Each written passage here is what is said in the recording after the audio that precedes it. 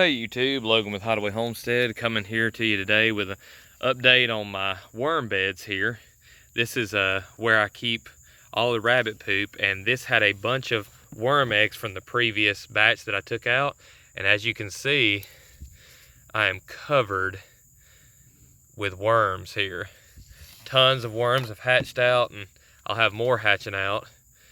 Just covered up. And I kind of wanted to give everybody an update on that. And two, just show you the sheer quantity that you can get from this. Now, I made a video about how fishermen should keep rabbits, and I go into detail a little bit about what it costs to use worms as bait, and it is my favorite bait, so having access to it at all times is great. But as you can see, it's not just the middle of this area. Let's come up here and dig back. See tons of worms in here. I mean, I've got thousands in just this little 4x4 area that's the top of an IBC tote.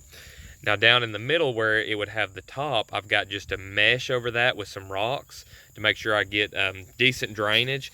Now it does hold a little bit of water in the very bottom, but it's all right because the worms are able to come up here to the surface and get in there. But see, I've got all different kinds of sizes, so if you take them to fish, not only do you have the sheer abundance, but you've got all different sizes too. So you could take a little jar or something with some larger ones and some smaller ones depending on what you were fishing for.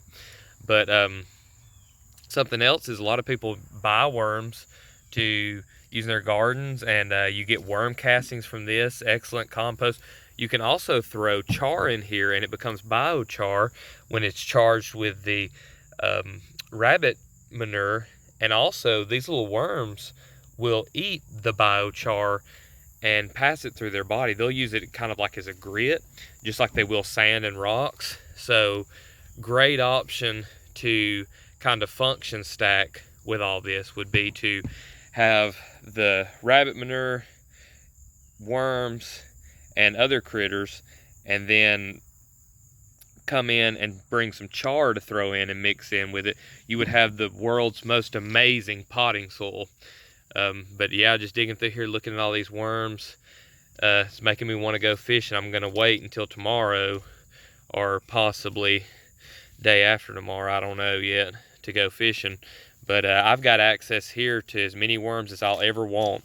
And as long as you don't just completely wipe out the population, and as long as you keep several large worms in here, they lay tons of eggs, and you can have just worms for forever, never have to buy them again, as long as you leave enough to have more babies. So what I try to do is take out, I'd say 90% of this when it's pretty much processed and been turned into worm castings. If I take out about 90% of it then and leave 10%, then I can have enough to get the colony started back again. So as you can see, there's a lot of little babies in here